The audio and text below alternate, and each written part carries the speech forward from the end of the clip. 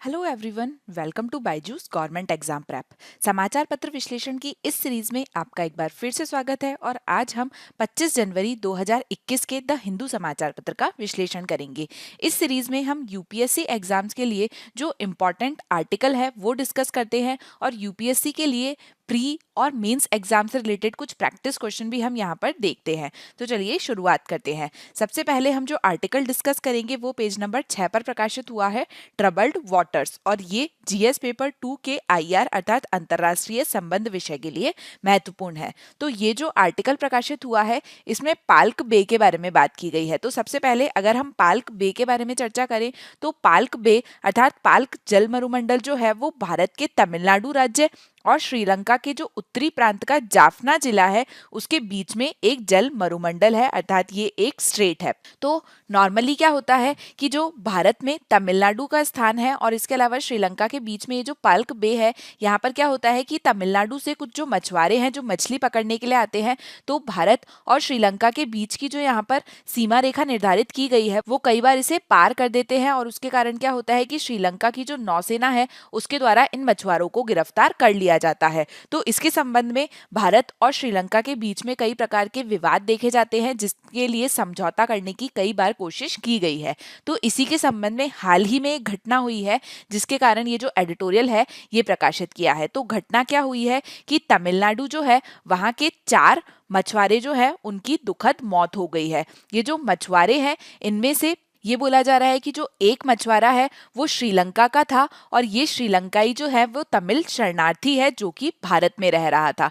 और अब इनकी मौत कैसे हुई, तो तमिलनाडु के जो मछुआरे हैं उनका ये कहना है कि ये जो चारों हैं ये श्रीलंकाई नौसेना के हमले में मारे गए हैं, अर्थात श्रीलंका की नौसेना के द्वारा इन पर हमला किया गया है। जबकि नौसेना जो है उनका ये कहना है कि उनकी मौत तब हुई थी जब उनका जो ट्रॉलर है वो नौसेना का जो पोत है उससे टकरा गया, क्योंकि वो नौसेना के पोत से बचने की कोशिश कर रहे थे।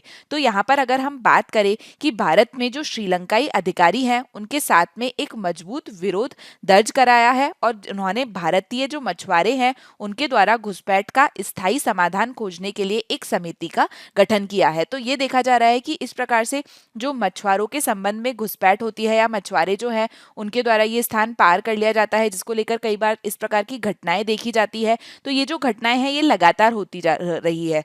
तो इसका एक स्थायी समाधान खोजने के लिए समिति का गठन किया है और 1 महीने से कम समय में पहले दोनों देशों ने 3 साल के अंतराल के बाद में मत्स्य पालन पर अपने संयुक्त कार्य समूह के माध्यम से चर्चा की जो है वो पुनः शुरुआत की है। मतलब कई समय बाद में अब इस घटना के बाद में वापस ये जो मछुआरों के संघर्ष होते हैं इसके संबंध में पुनः चर्चा शुरू हो गई है। तो भारत ने श्रीलंकाई जल में गिरफ्तार जो मछुआरे हैं उनकी शीघ्र रिहाई की मांग की है और साथ ही श्रीलंका के द्वारा जो हिरासत में नौका ली गई है उनको छोड़ने की भी मांग की गई है भारत के द्वारा। और इसके अलावा श्रीलंका ने अवैध मछली पकड़ने पर अंकुश लगाने की जो आवश्यकता है उसे रेखांकित किया है, अर्थात श्रीलंका के द्वारा ये बोला गया है कि ये जो भारतीय मछुआरों के द्वारा या तमिलनाडु के मछुआरों के द्वारा सीमा को पार करके अवैध रूप से मछली पकड़ने का जो कार्य किया जाता है इसे रोका जाना चाहिए। अब वास्तव में क्या टिप्पणी दी जाती है कि ये जो मछुआरे हैं इन्हें पता नहीं होता है कि इन्होंने जाल जो है वो क्रॉस कर लिया है, इसके कारण ये जो श्रीलंका का पानी है उसमें चले जाते हैं।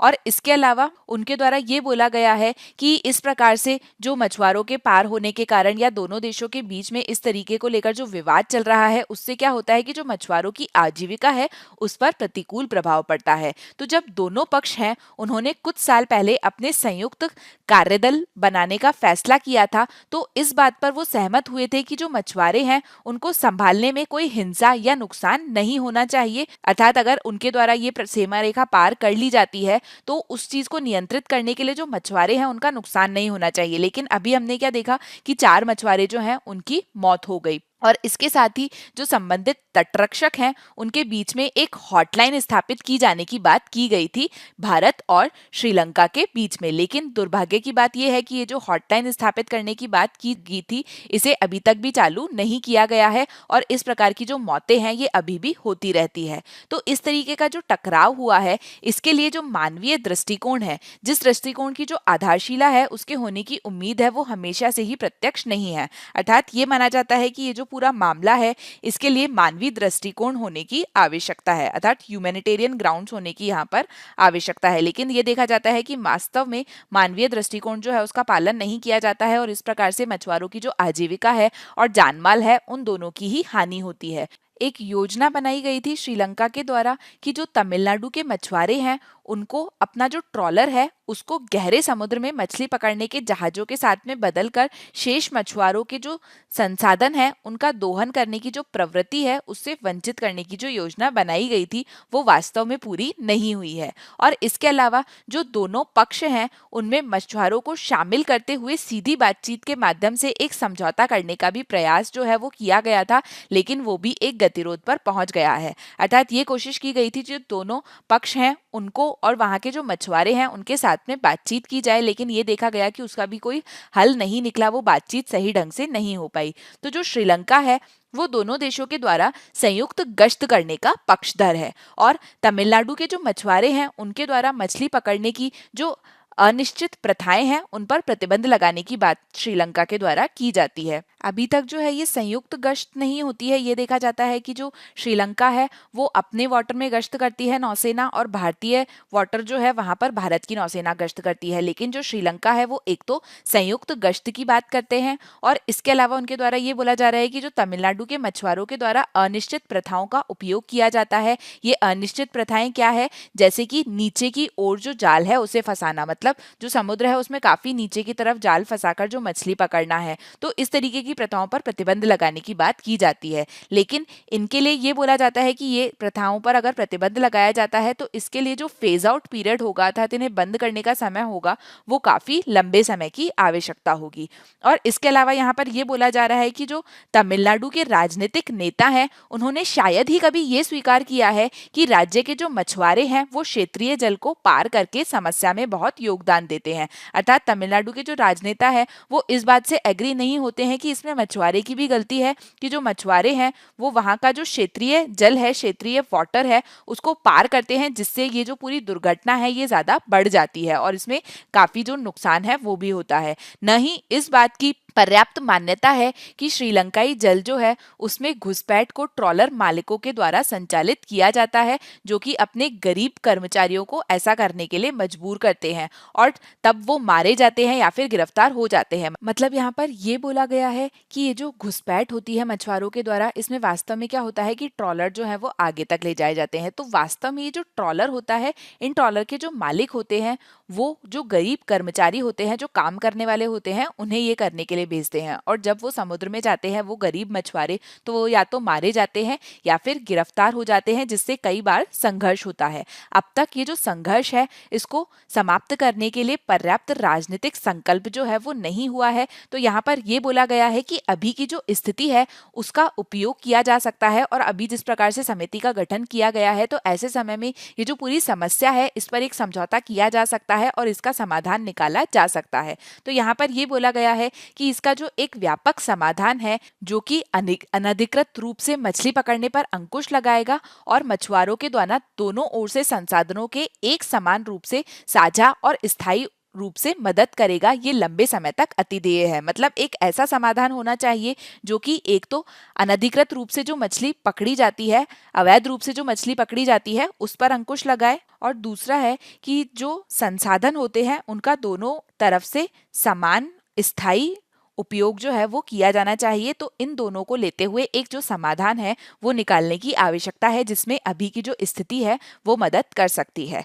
अब हम चलते हैं नेक्स्ट आर्टिकल की तरफ, जो कि पेज नंबर 6 पर प्रकाशित हुआ है और ये जीएस पेपर 3 के इकोनॉमी अर्थात अर्थव्यवस्था विषय के संबंध में महत्वपूर्ण है। आफ्टर द स्टॉर्म्स, तो यहाँ पर बात की गई है नॉन बैंकिंग फाइनेंशियल कंपनीज की, कि जो आरबीआई है उनके द्वारा नॉन बैंकिंग फाइनेंशियल कंपनीज जो है उनके लिए सख्ती के संबंध में जो योजनाएं हैं वो बनाई जा रही है और अभी के समय में ये जो योजनाएं हैं वो काफी ही महत्वपूर्ण है। तो अगर हम बात करें कि नॉन बैंकिंग फाइनेंशियल कंपनी जो है वो क्या होती है, तो गैर बैंकिंग वित्तीय कंपनी या फिर नॉन बैंकिंग फाइनेंशियल कंपनी जो है वो उस संस्था को कहते हैं जो कि कंपनी अधिनियम 1956 के अंतर्गत पंजीकृत होती है और इसका प्रमुख कार्य जो है वो उधार देना होता है। तो नॉन बैंकिंग फाइनेंशियल कंपनी का जो मुख्य कार्य है वो उधार देना है और विभिन्न प्रकार के जो शेयर हैं, प्रतिभूतियां हैं, बीमा कारोबार है या फिर चिट फंड है, उससे संबंधित कार्यों में ये जो कंपनी है इनके द्वारा निवेश किया जाता है। तो यहाँ पर ये बोला गया है कि आरबीआई ने भारत की जो गैर बैंकिंग वित्तीय कंपनियां हैं, एनबीएफसी है, उसके प्रति अपना जो नियामक दृष्टिकोण है उसमें एक महत्वपूर्ण बदलाव का प्रस्ताव दिया है। अर्थात ये बोला जा रहा है कि नॉन बैंकिंग फाइनेंशियल कंपनी के संबंध में जो नियम होंगे उसमें परिवर्तन किया जाएगा। तो यहाँ पर ये बोला जा रहा है कि ये जो परिवर्तन है इसमें कुछ परिवर्तन जो है वो केवल सामान्य दृष्टिकोण के होंगे, ये जो एकदम हल्के से विनियमन परिवर्तन होंगे, और इसके अलावा कुछ परिवर्तन जो है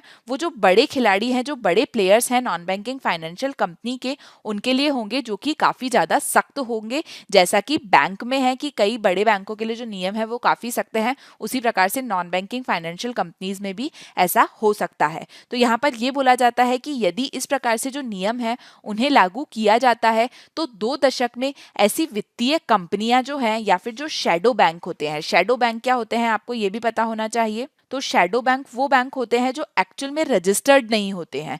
तो इस तरीके से जो वित्तीय कंपनियां हैं या फिर जो शैडो बैंक हैं उनके लिए ये एक नियामक ढांचा जो है उसका सबसे बड़ा ओवरहॉल होगा अगर ये नियम जो है वो आते हैं। तो यहाँ पर ये जो पूरे ओवरहॉल की ज़रूरत के बारे में यहाँ पर बताया गया है। यहाँ पर ये बोला गया है कि 1997 में जब सीआरबी ग्रुप जो था उसकी जो कंपनी थी उन्होंने उच्च ब्याज फिक्स्ड डिपॉजिट जो है उसे प्राप्त किया था, अर्थात फिक्स्ड डिपॉजिट पर उच्च ब्याज दिया जाता था। तब क्या होता था कि निवेशक जो हैं उनके मल्टीट्यूड को उच्च और शुष्क छोड़ दिया गया था और संसद ने गड़बड़ी को ठीक करने के लिए केंद्रीय बैंक को ऐसी फर्मों पर अधिक अधिकार दिए थे। मतलब उस समय ये था कि केंद्रीय बैंक को इस तरीके की जो फर्म है, आरबीआई जो है उसको इस तरीके की जो फर्म्स है उन पर अधिक अधिकार मिल गए थे। तो अब ये बोला जा रहा है कि अभी के समय में जो नॉन बैंकिंग फाइनेंशियल कंपनीज को लेकर समस्या देखी जा रही है तो ऐसे में ट्रिगर तो जो है वो समान है, लेकिन ये बोला जा रहा है कि जो समस्या का पैमाना है वो बदल गया है और वो काफी ज्यादा बढ़ गया है। तो यहाँ पर अगर हम नॉन बैंकिंग फाइनेंशियल कंपनीज जो है उनकी बैलेंस शीट के आकार के बारे में बात करें तो अब एनबीएफसीज की जो बैलेंस शीट है उनका जो आकार है वो बैंकों की जो बैलेंस शीट है उसके 1/4 से अधिक हो गया है, मतलब 25% से ज्यादा हो गया है। लेकिन वहीं पर अगर हम बात करें तो 2010 में ये जो एनबीएफसी की बैलेंस शीट थी ये बैंक की बैलेंस शीट के लगभग 12% तक ही थी, और अब अगर देखा जाए तो 2020 में ये लगभग 49.2 लाख करोड़ तक का हो गया है। जबकि ये जो वृद्धि हुई है नॉन बैंकिंग फाइनेंशियल कंपनीज की, तो ये इस बात का प्रतिबिंब है कि कैसे हल्के नियम जो है उन्होंने उन्हें वित्त पोषण की जो जरूरतें हैं उनको पूरा करने के लिए लचीलापन दिया है। मतलब ये देखा जाता है कि नॉन बैंकिंग फाइनेंशियल कंपनीज जो है उनके लिए जो नियम है वो काफी कम है, जिसके कारण ये जो है इन्हें एक तरीके से फ्लेक्सिबिलिटी मिली है वित्त पोषण में, फंडिंग में, और उसके कारण ये बहुत ज्यादा बढ़ गए हैं। अगर हम बात करें तो एनबीएफसीज जो है वो होम लोन से लेकर माइक्रो फाइनेंस और बड़े इंफ्रास्ट्रक्चर जो प्रोजेक्ट हैं उन तक ये एक प्रणालीगत जोखिम में भी प्रकट होता है। मतलब ये देखा जाता है कि एनबीएफसीज जो है वो सब जगह ऋण देता है, और ये जो जोखिम है ये तब स्पष्ट था जब 2018 में सबसे बड़ा बुनियादी ढांचा निवेश केंद्रित एनबीएफसी खिलाड़ियों में से एक ILNFS जो कंपनी है उसमें संकट देखा गया था। तो अगर आपको याद है और आपने पढ़ा है तो 2018 में ये देखा गया था कि एक नॉन बैंकिंग फाइनेंशियल कंपनी थी ILNFS, और इसके संबंध में ये देखा था कि यहाँ पर बहुत बड़ा संकट देखा गया। ये देखा गया कि इस कंपनी के द्वारा बहुत सारे जो ऋण हैं वो दे दिए गए थे, और उन ऋण को देने के लिए इसने काफी जगह से ऋण लिए थे, लेकिन उन्हें चुकाने में ये जो कंपनी है ये समर्थ नहीं थी, जिसको देखते हुए अर्थव्यवस्था को एक बहुत बड़ा खतरा जो है वो आ गया था। और इस प्रकार की जो क्षति है इसका ये मतलब है कि एनबीएफसी जो है वो आसानी से फंड नहीं जुटा सकते थे और तरलता के दबावों का सामना उन्हें करना पड़ता था, जो कि कुछ उदाहरणों में हमने देखा है। तो हमने ये देखा कि एनबीएफसी जो है वहां पर नियमों की कमी थी, और उसके चलते ये देखा गया कि ये जो एनबीएफसी हैं ये बहुत ज्यादा बढ़ गए, और इनके बढ़ने में जो समस्याओं का सामना करना पड़ा उसमें हमने एक उदाहरण देखा LNFS समस्या जो देखी गई थी 2018 में। तो इसी तरीके का एक खिलाड़ी खिलाड़ी था दीवान हाउसिंग फाइनेंस कॉरपोरेशन लिमिटेड। और ये जो दीवान हाउसिंग फाइनेंस कॉरपोरेशन लिमिटेड है, इसका जो गिरना है वो भी उसी समय के आसपास शुरू हुआ और इसके जो लेनदार है उन्होंने पिछले सप्ताह फर्म के लिए एक प्रस्ताव योजना को मंजूरी दी है। तो ऐसी बड़ी एनबीएफसी जो विफलताएं हैं उनके लिए आरबीआई की प्रस्तावित विनियामक प्रतिक्रिया जो है वो इस क्षेत्र पर एक प्रणालीगत प्रभाव डालती है। मतलब अगर इस प्रकार की एनबीएफसी जो है उनकी विफलताएं जो देखी जा रही है, उनके लिए ये जरूरी है कि आरबीआई जो है उनके द्वारा विनियामक प्रक्रिया जो है वो लाई जाए। तो इनकी विफलताओं को देखते हुए आरबीआई ने प्रतिक्रिया दी है और विनियामक लाने की उनके द्वारा बात की गई है। तो इसने 4 स्तरीय नियामक संरचना के साथ में प्रणालीगत जोखिमों को कम करने और उनकी आवश्यकता के बीच संतुलन बनाने की कोशिश की है। इसके साथ ही ये जो छोटे एनबीएफसीज हैं इनके लिए एक बड़े पैमाने पर लाइजी फेरी के जो दृष्टिकोण है उस पर बढ़ाता है, जो कि मध्य आकार के एनबीएफसी के लिए उपलब्ध जो मध्यस्थ है उनमें से कुछ प्लग इन विज बैंक और सबसे बड़े जो खिलाड़ी है उनके लिए बैंक की तरह कैपिटलाइजेशन, शासन और निगरानी दृष्टिकोण को लागू करता है, जो कि उनके संचालन की जो प्रकृति है उसके कारण एक प्रणालीगत जोखिम पैदा कर सकता है। मतलब एनबीएफसी का जिस तरीके से संचालन होता है उसमें ये संभावनाएं हैं कि उसमें जोखिम पैदा हो। तो एक शीर्ष स्तर की ओर भी और अधिक जो छानबीन है उसकी परिकल्पना की गई है, लेकिन आरबीआई जो है वो आदर्श रूप से इस दृष्टिकोण का उपयोग केवल तब करना चाहता है जब कोई बड़ा खिलाड़ी अत्यधिक जोखिम उठाता है। अर्थात अत्यधिक जो छानबीन है उसके बारे में आरबीआई वो तभी करेगा जब कोई बहुत बड़ा प्लेयर है एनबीएफसी में और वो कोई बहुत बड़ा जोखिम ले रहा है। तो पिछले 2 वर्षों में बैंकिंग क्षेत्र में अपने जो संकट देखे हैं हमने ये देखा कि बैंकिंग क्षेत्र में PNC bank, Yes Bank, Lakshmi Vilas bank, इन सभी में संकट देखे गए। इसके अलावा एनबीएफसी और बैंकों के लिए जो निगरानी प्रणाली है उसका एक समग्र रिबूट जो है उसकी आवश्यकता है,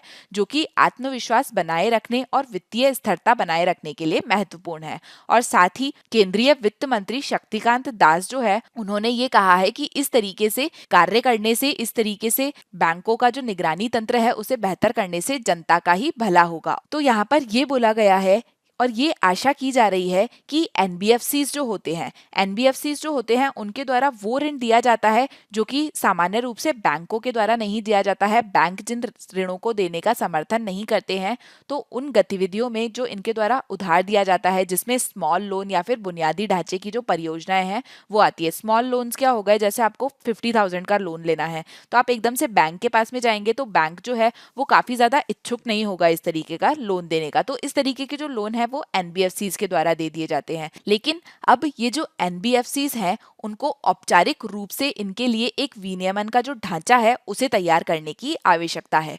और ये जो ढांचा है वो ये सुनिश्चित करेगा कि अगर धन की कमी है तो उससे भी हमारी जो आर्थिक पुनः वृद्धि है, जो हमारी इकोनॉमिक रिकवरी है, उसमें बाधा न आए। तो ये पूरा इस एडिटोरियल में बताया गया है। अब हम चलते हैं नेक्स्ट एडिटोरियल की तरफ, जो कि है in agri credit small farmers are still outside the fence. ये जीएस पेपर 3 के अर्थव्यवस्था विषय के संबंध में महत्वपूर्ण है। तो इसमें ये बताया गया है कि हमारे देश में जो एग्री क्रेडिट्स हैं, जो कृषि संबंधित लोन है, ऋण है, वो काफी दिया जाता है। लेकिन फिर भी ये देखा जा रहा है कि जो स्मॉल फार्मर्स होते हैं वो ये जो एग्री ऋण है इससे बाहर है, उन तक ये जो ऋण है इसकी पहुंच नहीं होती है। तो यहाँ पर ये बताया गया है कि जो छोटे किसान हैं उनको अपनी जो फसल है उनमें विविधता लाने के लिए और अपनी जो आय है उसमें सुधार करने के लिए उचित ब्याज दर पर ऋण प्राप्त करने की आवश्यकता होती है। उन्हें जरूरत होती है कि उन्हें उचित ब्याज दर पर ऋण की उपलब्धता हो जाए। और दशकों से केंद्र, राज्य और भारतीय रिजर्व बैंक जो है उनका ये एजेंडा रहा है, वो कोशिश कर रहे हैं कि उचित दर पर जो छोटे किसान हैं उन्हें ऋण उपलब्ध हो जाए। लेकिन दुर्भाग्य से क्या देखा गया है कि दशकों में जो ऋण की मात्रा है उसमें सुधार हुआ है। मतलब जो संस्थागत ऋण है वो काफी ज्यादा दिए जा रहे हैं, लेकिन इनकी जो गुणवत्ता है और कृषि पर इसका जो प्रभाव है वो बिगड़ गया है। तो कृषि विकास जो है उसके लिए कृषि ऋण जो है वो कम कुशल हो गया है। अगर कृषि ऋण जो है वो इतना ज्यादा दिया भी जा रहा है तो वो सही स्थान पर नहीं दिया जा रहा है, जिससे क्या हो रहा है कि कृषि विकास जो है वो नहीं हो पा रहा है कृषि ऋण देने के बावजूद भी। और इसमें ये बोला गया है कि अन्यथा 85% से अधिक किसानों की आय जो है वो वर्षों से स्थिर क्यों होनी चाहिए। ऐसा क्यों हुआ है कि 85% से अधिक किसानों की जो आय है वो वर्षों से स्थिर रही है, जबकि जो किसान के संबंध में एग्री क्रेडिट दिया जाता है वो बढ़ा है। लेकिन फिर भी क्या हुआ है कि किसानों की आय स्थिर है, क्योंकि जो कृषि के संबंध में विकास है ऋण देने के बावजूद भी वो नहीं हुआ है। तो इसके संबंध में यहाँ पर पूरा विश्लेषण किया गया है। यहाँ ये बताया गया है कि हर साल केंद्र सरकार जो है वो सब्सिडी वाली जो कृषि है उसकी ऋण सीमा के लक्ष्य में वृद्धि की घोषणा करती है, और बैंक क्षेत्र जो है वो इससे आगे निकल जाते हैं। मतलब हर साल केंद्र सरकार के द्वारा ये घोषणा की जाती है कि कृषि के संबंध में सब्सिडी दी जाएगी, ऋण दिए जाएंगे, और जो बैंक है वो लक्ष्य से भी ज्यादा ऋण दे देते हैं। 1 फरवरी को बजट दिवस पर जो केंद्रीय वित्त मंत्री के द्वारा बजट लाया जाएगा 2021-22 के लिए, उसमें भी यही होगा। वहां पर भी नया कृषि ऋण का जो लक्ष्य है वो निर्धारित किया जाएगा। तो इसके संबंध में हम आंकड़े देखें तो 2011-12 में ये जो लक्ष्य था ये था 4.7 लाख करोड़ रुपीस। और इसके बाद में अगर हम बात करें 2020-21 की, तो 2020-21 में 21,175 करोड़ का आवंटित सब्सिडी के साथ में 15 लाख करोड़ के लक्ष्य तक पहुंचा गया था। अब यहाँ पर सवाल ये है कि ऋण और सब्सिडी कहाँ जा रही है। मतलब हम देख रहे हैं कि इतना सब्सिडी दी जा रही है, इतना ऋण दिया जा रहा है, लेकिन ये सब्सिडी जा कहाँ रही है, क्योंकि वास्तव में किसानों को जो इसका लाभ है वो नहीं पहुंच पा रहा है। तो ये सब्सिडी जा कहाँ रही है। तो यहाँ पर बोला जा रहा है कि ये जो ऋण दिए जा रहे हैं इसमें क्या हो रहा है कि जो अधिकांश छोटे किसान हैं उनको छोड़ दिया गया है। तो इसके संबंध में अगर हम आंकड़े देखें तो हुआ क्या है कि पिछले 10 वर्षों में कृषि ऋण जो है उसमें 500% तक की वृद्धि हुई है, लेकिन 12.56 करोड़ जो छोटे और सीमांत किसान हैं उनका 20% भी नहीं पहुंच पाया है। मतलब ये जो किसान ऋण दिया जाता है इसका 20% भी ये जो छोटे और सीमांत किसान हैं उन तक नहीं पहुंच पाता है।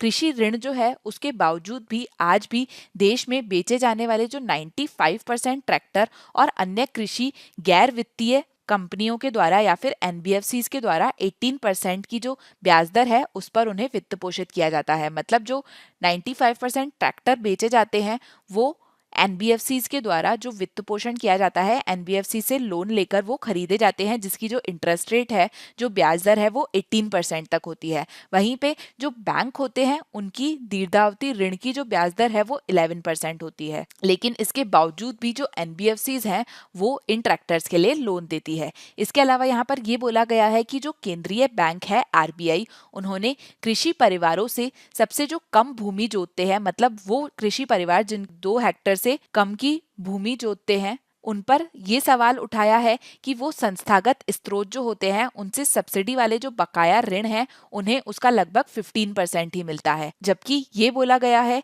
कि वो किसान जिनकी जो कृषि जोतने का जो हिस्सा है वो 2 हेक्टेयर से ज्यादा है, अर्थात जो ज्यादा भूमि में कृषि करते हैं, उनको ये जो ऋण मिलता है संस्थागत स्रोतों से वो 79% तक ऋण जो है उन्हें मिलता है, जिसमें सबसे अधिक भूमि जो है उनके द्वारा जोती जाती है। और इसके अलावा 4 से 5% की जो ब्याज दर है उस पर सब्सिडी वाले संस्थागत ऋण जो है उसके ये लाभार्थी रहते हैं। इसके अलावा यहाँ पर ये बोला गया है कि जो कृषि जनगणना है 2015-16 की, उसमें ये बताया गया है कि देश में जो छोटे और सीमांत किसान हैं उनके जो घरों की संख्या है वो 12.56 करोड़ है। मतलब देश में जो छोटे और सीमांत किसान हैं वो 12.56 करोड़ हैं। ये छोटी और सीमांत होल्डिंग जो है वो कुल होल्डिंग का 86.1% बनाते हैं, अर्थात जो टोटल होल्डिंग है उसका 86.1% जो है वो इन छोटे और सीमांत किसानों के पास में है। तो नेशनल सैंपल सर्वे ऑफिस अर्थात राष्ट्रीय नमूना सर्वेक्षण कार्यालय जो है वो सांख्यिकी और कार्यक्रम कार्यान्वयन मंत्रालय जो है उनके द्वारा कृषि परिवारों की जो स्थिति है उसका जो आकलन सर्वेक्षण है उसमें संस्थागत ऋणों की हिस्सेदारी में भूमि में वृद्धि जो है उसे दिखाता है। और वो ये दिखा रहा है कि जो सब्सिडी वाले कृषि ऋण है उनका जो थोक है, मतलब सब्सिडी वाले कृषि ऋण का जो सबसे ज्यादा ऋण दिया जाता है वो बड़े किसानों और जो कृषि व्यवसाय कंपनियां हैं उनके द्वारा हड़प लिया जाता है। मतलब एनएसएसओ के द्वारा ये बोला गया है कि जो कृषि ऋण दिया जाता है उनका एक बड़ा हिस्सा जो बड़े किसान हैं और जो कृषि व्यवसाय की कंपनियां होती है उनके द्वारा ले लिया जाता है। तो यहाँ पर ये बोला गया है कि जो एग्री क्रेडिट है उसकी जो परिभाषा है वो काफी ही ढीली परिभाषा है, वो बहुत ही लूज डेफिनेशन है। और इस लूज डेफिनेशन के कारण क्या होता है कि जो कृषि व्यवसाय में जो बड़ी कंपनी कंपनियां हैं उनको रियायती दरों पर ऋण मिल जाता है, जबकि जो छोटे और सीमांत किसान हैं उनको ये ऋण नहीं मिल पाता है। हालांकि जो आरबीआई है उसने एक कैप सेट किया है, आरबीआई ने एक कैप सेट किया है ताकि छोटे और सीमांत किसानों को जो ऋण है वो मिल पाए। और उसके अंदर क्या है कि जो बैंक है उनके द्वारा जो कुल समायोजित नेट बैंक क्रेडिट दिया जाता है, मतलब बैंक के द्वारा जो टोटल बैंक क्रेडिट दिया जाता है, जो लोन दिया जाता है, उसमें से 18% जो है वो कृषि क्षेत्र में जाना चाहिए। ये आरबीआई ने एक कैप लगा रखा है, ये हर बैंक के लिए अनिवार्य है। और ये बोला गया है कि जो 18% है इसमें से 8% जो है वो छोटे और सीमांत किसानों को जाना चाहिए और 4.5% जो है वो अप्रत्यक्ष ऋण के लिए जाना चाहिए। लेकिन वास्तव में क्या होता है कि जो बैंक है उनके द्वारा ये जो सीमाएं हैं इनका नियमित रूप से उल्लंघन किया जाता है। यहाँ पर बताया गया है कि 2017 में कृषि ऋण जो है उसका 53% नाबार्ड अर्थात national bank for agriculture and rural development जो है उसने महाराष्ट्र को प्रदान किया। 2017 में जो टोटल कृषि ऋण दिया गया उसका 53% नाबार्ड जो है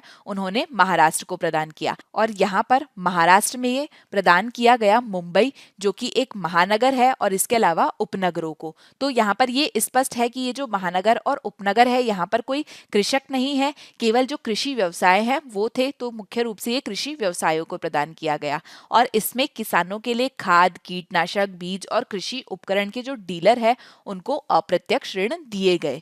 तो इस प्रकार से देखा गया कि ये जो बड़े बड़े व्यवसाय हैं उन्हें ये एग्री क्रेडिट जो है वो मिल रहे हैं, लेकिन जो छोटे किसान हैं उन्हें नहीं मिल रहे हैं। तो इसके संबंध में अगर हम अनियमितताओं के बारे में बात करें कि यहाँ पर क्या क्या अनियमितताएं हैं जिनके चलते ये सब हो रहा है, तो 2019 में आरबीआई का जो आंतरिक कार्य समूह है उसकी समीक्षा में जो विभिन्न विसंगतियां पाई गई, उस विसंगतियों की अगर हम बात करें तो उसमें ये पाया गया कि कुछ राज्यों में कृषि क्षेत्र के लिए जो ऋण वितरण किया जाता है वो कृषि सकल घरेलू उत्पाद जो है अर्थात जो जीडीपी है उससे अधिक था। मतलब राज्य का जो कृषि सकल घरेलू उत्पाद है, जो एग्रीकल्चर जीडीपी है, उससे अधिक का कृषि ऋण वितरण जो है वो किया गया। और इनपुट आवश्यकता के लिए दिया गया जो फसल ऋण है उसका अनुपात बहुत असमान रूप से वितरित किया गया, अर्थात इस वितरण में असमानता देखी गई। अगर हम इसका उदाहरण देखें तो उदाहरण में क्या देखा गया कि केरल में ये जो कृषि ऋण थे ये इसकी एक्चुअल जीडीपी का 236% थे, वहीं पे आंध्र प्रदेश में 254%, तमिलनाडु में 245%, पंजाब में 231% और तेलंगाना में 210% था। तो ये गैर कृषि उद्देश्य के लिए जो ऋण है उसके मोड़ को दर्शाता है, अर्थात ये दर्शाता है कि जो ऋण है वो एक प्रकार से जिस उद्देश्य के लिए दिए जा रहे हैं उसकी जगह वो गैर कृषि उद्देश्यों की तरफ बढ़ रहे हैं। मतलब वास्तव में ऋण की आवश्यकता कहाँ होती है कि जो किसान है वो उसका उपयोग करे, वो जो अपनी फसल है उसमें विविधता लेकर आए और वो अपनी जो आय है उसे बढ़ाए। लेकिन देखा क्या जा रहा है कि ये जो ऋण है ये जा रहे हैं जो कृषि के संबंध में व्यवसाय होते हैं उनमें। ये व्यवसाय क्या है कि जैसे बीज हो गई, खाद हो गए या फिर बड़े बड़े जो कृषि व्यवसाय हैं, बड़ी बड़ी जो फार्म कंपनी है उनको ये ऋण जा रहा है। तो यहाँ पर देखा गया कि ये जो वितरण है इसमें असमानता है। तो ये जो इस प्रकार का असमान वितरण है उसका कारण यहाँ पर ये बताया जा रहा है कि ये जो किसानों को ऋण दिया जाता है, छोटे और सीमांत किसानों को ऋण दिया जाता है, इसकी दर होती है लगभग 4 से 7%। लेकिन वहीं पर जो ओपन मार्केट होता है, खुला बाजार होता है, वहां पर जो इंटरेस्ट रेट है वो 36% तक है। इसलिए ये जो कंपनियां हैं ये कोशिश करती है कि इन्हें इस प्रकार का जो एग्री क्रेडिट है वो मिल जाए। तो सब्सिडाइज क्रेडिट व्यवहारिक किसान के लिए कारण होना चाहिए, लेकिन दुर्भाग्य से कृषि का जो क्षेत्र है उसके प्रदर्शन को उस सब्सिडी क्रेडिट के साथ में सराहा नहीं गया है जो इसे प्राप्त हुआ है। अर्थात सब्सिडी क्रेडिट के बाद भी जो कृषि विकास है वो कम हुआ है। यहाँ तक कि जो नए कृषि कानून है उसने कृषि ऋण की जो प्रणाली है उसमें सुधार को संबोधित नहीं किया है। हमने देखा कि नए फार्म लॉज हैं वो आए हैं, लेकिन उसमें यह देखा गया कि हमारे देश में जो कृषि ऋण है उसकी जो प्रणाली है उसमें सुधार की बात इसमें नहीं की गई है, उसे संबोधित नहीं किया गया है। तो जिस तरीके से छोटे और सीमांत किसानों को सशक्त बनाना है, उन्हें ऋण सब्सिडी के बजाय प्रति हेक्टर के आधार पर प्रत्यक्ष सहायता जो है वो उसे प्रदान करना है। मतलब जो किसानों को ऋण सब्सिडी दी जाती है उसकी बजाय प्रति हेक्टर के आधार पर प्रत्यक्ष आय सहायता प्रदान की जा सकती है। किसान उत्पादन संगठन जो है उनको उच्च फसल ऋण की सुविधा के लिए एग्री क्रेडिट सिस्टम को सुव्यवस्थित करना या कमोडिटी स्टॉक के खिलाफ छोटे किसानों का एफपीओ जो है वो कृषि विकास को बढ़ावा देने के लिए एक विन विन मॉडल हो सकता है। तो इसके बारे में चर्चा की जा सकती है। इसके बाद में ये बताया गया है यहाँ पर कि जो प्रौद्योगिकी है उसका उपयोग भी एक समाधान के रूप में किया जा सकता है इस एग्री क्रेडिट के लिए। तो यहाँ पर ये बोला है कि जो भारत है वहां पर कृषि परिवारों के बीच में मोबाइल फोन की जो पहुंच है वो 89.1% से अधिक है और इस तरीके की पहुंच के कारण जो प्रौद्योगिकी संचालित समाधान है उनके माध्यम से संस्थागत ऋण वितरण जो है उसमें सुधार करने के लिए आक्रामक प्रयास की संभावनाएं हैं और कृषि परिवारों के वित्तीय बहिष्कार की सीमा को ये कम कर सकती है। मतलब इस प्रकार से कि जो देश में कृषि परिवार हैं उसमें से 89.1% तक है उनके पास में मोबाइल फोन की पहुंच है, जिससे क्या होगा कि ये जो प्रौद्योगिकी आधारित समाधान है ये किए जा सकते हैं जिससे संस्थागत ऋण का वितरण किया जा सके और इनका जो वित्तीय बहिष्कार होता है मतलब फाइनेंशियली आउट रहते हैं ये लोन लेने से उसका समस्या का समाधान किया जा सके। तो अगर हम एक मीडिया रिपोर्ट की बात करें तो मीडिया रिपोर्ट के मुताबिक किसान मोबाइल फोन ऐप जो है उसके जरिए खुद कर्ज ले सकते हैं। अगर मोबाइल फोन ऐप है उसके जरिए किसान जो है उनके द्वारा खुद कर्ज लिए जा सकते हैं। ये जो ऐप है ये सैटेलाइट इमेजरी रिपोर्टिंग का उपयोग करते हैं जो कि राज्य में किसानों के स्वामित्व वाली भूमि की जो सीमा है उसे देखते हैं जहां पर भूमि रिकॉर्ड को डिजिटल रूप दिया जाता है। अन्यथा किसान को राजस्व विभाग से प्रमाणित भूमि रिकॉर्ड कॉपी का उत्पादन करना पड़ता है जो कि बहुत समय लगाता है और अन्य कदम भूमि के पट्टे के ढांचे में सुधार कर सकते हैं और इस अंतर को भरने के लिए, इस अंतर को कम करने के लिए राज्य और केंद्र के बीच में आम सहमति बनाने के लिए एक राष्ट्रीय स्तर की एजेंसी बनाने की आवश्यकता है ताकि ये जो अंतर है इसको कम किया जा सके और छोटे और सीमांत किसानों की जो संख्या है उस तक पहुंच बढ़ाई जा सके, उनकी ऋण तक पहुंच बढ़ाई जा सके। तो हम यहाँ पर देख सकते हैं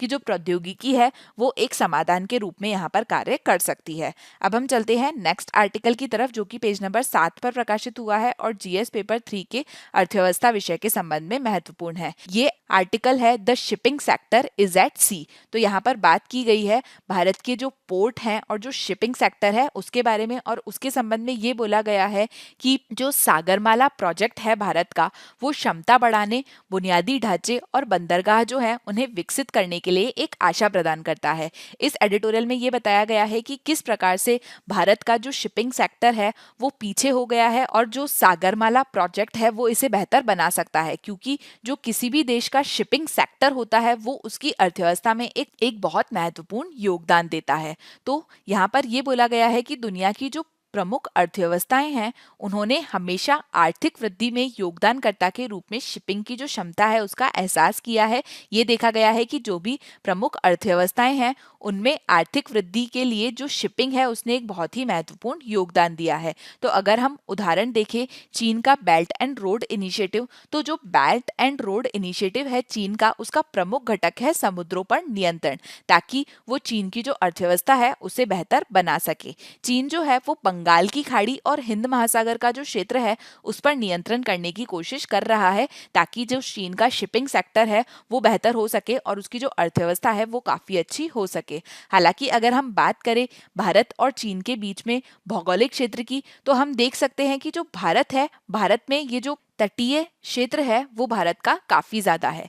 भले ही चीन जो है उसके पास में भारत की तरह इस तरीके का जो क्षेत्र है वो नहीं है, लेकिन चीन के संबंध में ये देखा जाता है कि जो चीन है वहां पर कई तरीके की जलवायु है और चीन का जो तट है वो केवल पूर्व में है। चीन के जो अगर आपने मैप देखा है तो आपको पता है कि जो चीन का मुख्य तट है वो केवल पूर्व में है। लेकिन फिर भी अगर हम विश्व शिपिंग परिषद की तरफ देखें तो विश्व शिपिंग परिषद ने ये बोला है कि दुनिया के जो शीर्ष 10 कंटेनर बंदरगाह है उसमें से 7 चीन में है। तो जो चीन है उसके विकास में मजबूत व्यापारी समुद्र और बुनियादी ढांचे जो हैं उन्होंने काफी महत्वपूर्ण योगदान दिया है। और ये जो समुद्री और बुनियादी ढांचे हैं ये पूरी दुनिया में माल ले जाने और संभालने के लिए है, और चीन की अर्थव्यवस्था में ये बहुत महत्वपूर्ण योगदान दे रहे हैं। तो अगर हम भारत की बात करें तो भारत जो है वो 16वीं शताब्दी से पहले भारत और चीन जो है उनकी दोनों की जो जीडीपी थी उसमें वो लगभग समान प्रतिस्पर्धी थे।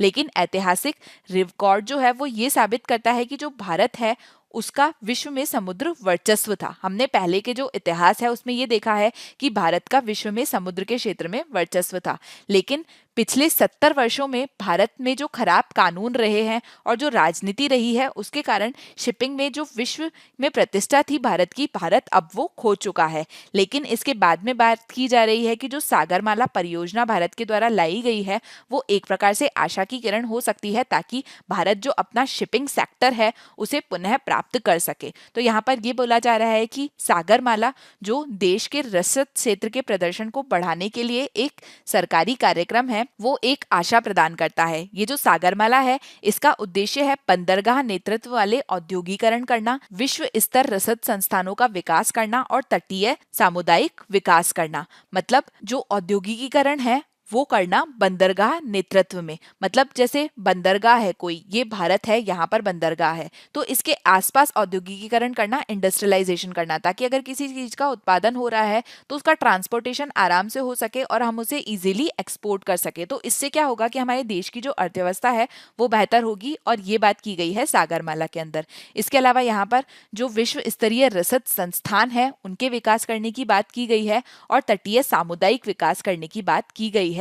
अगर हम भारत के संबंध में बात करें तो अब तक ये देखा जाता था कि जो जहाज निर्माण का क्षेत्र है, जहाज मरम्मत का और स्वामित्व प्रायद्वीपीय का जो क्षेत्र है वो भारत में पसंदीदा व्यवसाय नहीं है। अर्थात ये जो व्यवसाय हैं इस पर ज्यादा जो ध्यान है वो नहीं दिया जाता है। भारत में जो छोटे जहाज मालिक हैं वो समुदाय भी घरेलू पंजीकरण के बजाय अपने जो जहाज हैं उनके लिए विदेशी रजिस्ट्री पसंद करते हैं। और अगर हमें इसे बदलना है तो अधिकारियों और समुद्री कारोबारी जो समुदाय है उसकी मानसिकता में बदलाव करने की यहाँ पर जरूरत है। तो ये बोला जा रहा है कि जो अधिकारी हैं और इसके साथ ही जो समुद्री कारोबारी समुदाय है उनकी मानसिकता में बदलाव करने की जरूरत है। यहाँ पर बोला गया है कि जो मेक इन इंडिया है उसकी तरफ हम लोग बढ़ रहे हैं। तो मेक इन इंडिया पर जो जोर दिया जा रहा है उसके साथ में और देश में एक साथ बहुगुना कार्गो विकास करने के साथ में हमें घरेलू और अंतर्राष्ट्रीय व्यापार जो है उसे पूरा करने के लिए जहाज की आवश्यकता है। यहाँ पर यह बोला जा रहा है कि जो मेक इन इंडिया को हम बढ़ावा दे रहे हैं और इसके अलावा बहुगुना कार्गो विकास जो किया जा रहा है, घरेलू और अंतर्राष्ट्रीय व्यवसाय को बढ़ाने की जो बात की जा रही है उसके लिए जहाज जो है उसकी आवश्यकता है। जो लघु समुद्र है या फिर जो नदी यात्राएं हैं उन्हें भी प्रोत्साहित किया जाना चाहिए। हम देखते हैं कि जो जहाज की यात्राएं होती है वो मुख्य रूप से जो समुद्र का क्षेत्र है वहां पर होती है, लेकिन ये बोला जा रहा है कि जो लघु समुद्र होते हैं या फिर जो नदियां होती है वहां पर भी जो जहाज की यात्राएं होती है उन्हें प्रोत्साहित किया जाना चाहिए, ताकि जो भारत के अंदर का क्षेत्र है वहां पर भी इन जहाजों की सहायता से जो शिपमेंट है वो इधर से उधर बेचे जा सके, जिससे कि जो ट्रांसपोर्टेशन है वो इजी हो जाएगा। तो भारतीय व्यापारी समुद्री उद्यमी जो है उनकी जहाज मालिक भावना को जो बहाल करने की आवश्यकता है। अर्थात नॉर्मली क्या होता है कि जो बड़े बड़े व्यापारी होते हैं वो जहाज खरीदते नहीं है, लेकिन यहाँ पर जरूरत है कि जहाज मालिक की जो भावना है उसे बहाल किया जाए। मंत्रालय के द्वारा जहाज निर्माण और स्वामित्व को प्रोत्साहित किया जाना चाहिए। अर्थात जहाज निर्माण का जो कार्य है उसे भी प्रोत्साहित किया जाना चाहिए मंत्रालय के द्वारा, ऐसा यहाँ पर बोला गया है। और उसे खरीदने का जो मानसिकता है उसे भी बढ़ाना चाहिए, ताकि जो बड़े बड़े व्यवसायी हैं उनके द्वारा जहाज को खरीदा जा सके। नेशनल शिपिंग बोर्ड जो है वो शिपिंग मंत्रालय जो है उसके लिए एक स्वतंत्र सलाहकार निकाय है, जहां पर शिपिंग निदेशालय जो है अर्थात जो डीजीएस है वो एक सदस्य है। नेशनल शिपिंग बोर्ड को डीजीएस के कामकाज पर सवाल उठाने में सक्षम होना चाहिए, जो कि देश में वहन क्षमता को बढ़ावा देने के लिए जिम्मेदार है। इसके अलावा यहाँ पर यह बोला गया है कि सागरमाला में तटीय जो समुदाय है उसको शामिल करना चाहिए। अर्थात जो सागरमाला इनिशिएटिव है इसमें जो तटीय समुदाय हैं उनको भी शामिल करना चाहिए, और सदियों पुरानी जो जहाज मालिक भावना और प्रायद्वीपीय भारत के नौकायान कौशल है उसका उपयोग करने के लिए विकसित योजनाओं पर विचार करना चाहिए।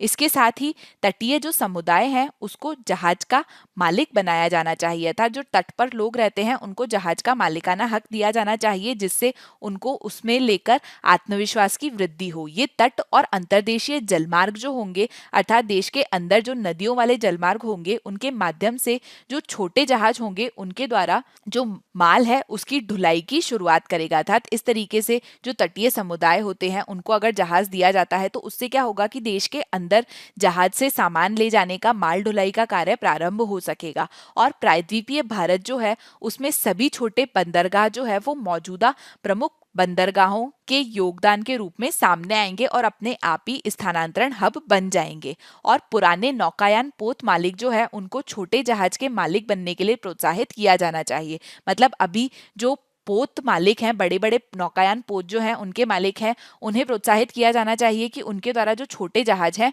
वो भी खरीदे जाएं ताकि इसका उपयोग किया जाए।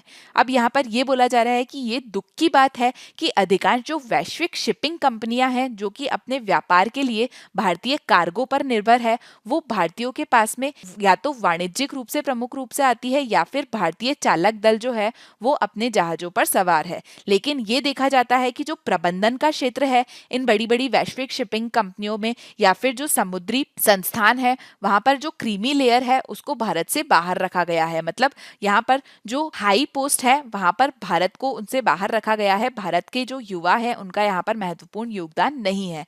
तो हमारा जो देश है उसके पास में एक रचनात्मक मानव संसाधन है। हमारे देश में युवा वर्ग जो है वो बहुत ज्यादा है। भारत में दुनिया का सबसे अधिक युवा आबादी है। तो हमारे देश की ये जो युवा आबादी है ये एक केवल बहुत बड़ी संख्या है, लेकिन ये देखा जा रहा है कि ये जो युवा आबादी है ये एक प्रकार से कौशल आधारित ताकत नहीं है। हमारे देश में युवाओं की संख्या तो बहुत ज्यादा है, लेकिन हमारे देश में इसे संख्या के आधार पर ज्यादा बोला जा सकता है लेकिन कौशल के आधार पर ज्यादा नहीं बोला जा सकता है, क्योंकि इन युवाओं के पास में स्किल्स नहीं है। तो यहाँ पर ये बोला जा रहा है कि जो तटीय क्षेत्र है यहाँ पर ये जो युवा है इनकी जो पावर है इसे एक्सप्लॉइट नहीं किया गया है। तो यहाँ पर ये बोला गया है कि ये एक चिंता का विषय है और सागरमाला जो योजना है उसको युवाओं की जो ताकत है उसको तटीय जो परिस्थिति है उसको मजबूत करने की ओर ध्यान केंद्रित करना चाहिए। युवाओं को अपनी जो ताकत है वो तटीय क्षेत्र को बेहतर करने में दिखानी चाहिए, साथ ही देश की जो अर्थव्यवस्था है उसमें योगदान देना चाहिए। तो ये पूरा सागरमाला के संबंध में और जो भारत का शिपिंग सेक्टर है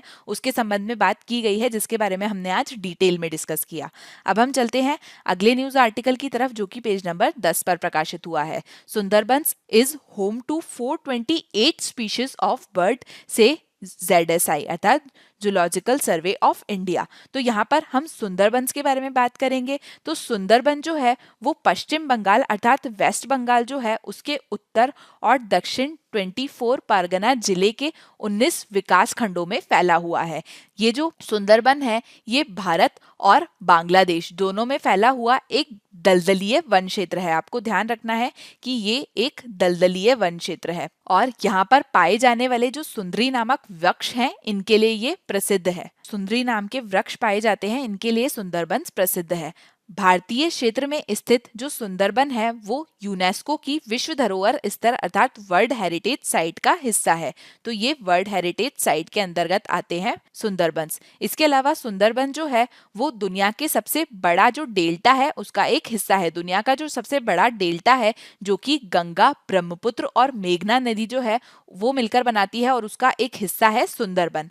सुंदरबन जो है उसका जंगल भारत और बांग्लादेश में लगभग 10,000 वर्ग किलोमीटर में फैला है, जिसमें से 40% भाग जो है वो भारत में स्थित है। इसके अलावा वर्ष 1973 में सुंदरबन को टाइगर रिजर्व घोषित किया गया था और 1984 में सुंदरबन राष्ट्रीय उद्यान बनाया गया था।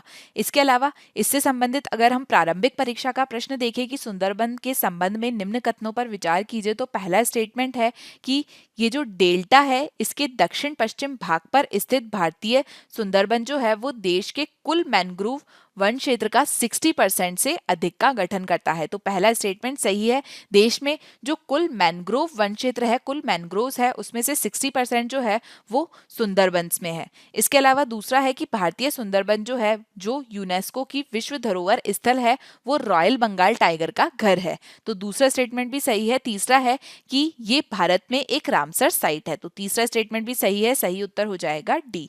अब नेक्स्ट न्यूज आर्टिकल है जो कि पेज नंबर 1 पर प्रकाशित प्रकाशित हुआ है mock trial of remote voting project soon. तो यहाँ पर बात की जा रही है ई एपिक की। तो अगर हम देखें कि ई एपिक क्या है, तो भारतीय निर्वाचन आयोग अर्थात इलेक्शन कमीशन ऑफ इंडिया जो है वो राष्ट्रीय मतदाता दिवस के अवसर पर, राष्ट्रीय मतदाता दिवस अर्थात नेशनल वोटर्स डे जो है उस पर, नेशनल वोटर्स डे कब आता है, तो नेशनल वोटर्स डे आता है 25 जैन को। तो नेशनल वोटर्स डे के दिन इलेक्शन कमीशन ऑफ इंडिया जो है उनके द्वारा इलेक्ट्रॉनिक इलेक्टोरल फोटो पहचान पत्र अर्थात e EPIC, electronic photo identity card जो है, इस कार्यक्रम की शुरुआत करने के लिए ईसीआई भारतीय निर्वाचन आयोग जो है वो पूरी तरीके से तैयार है।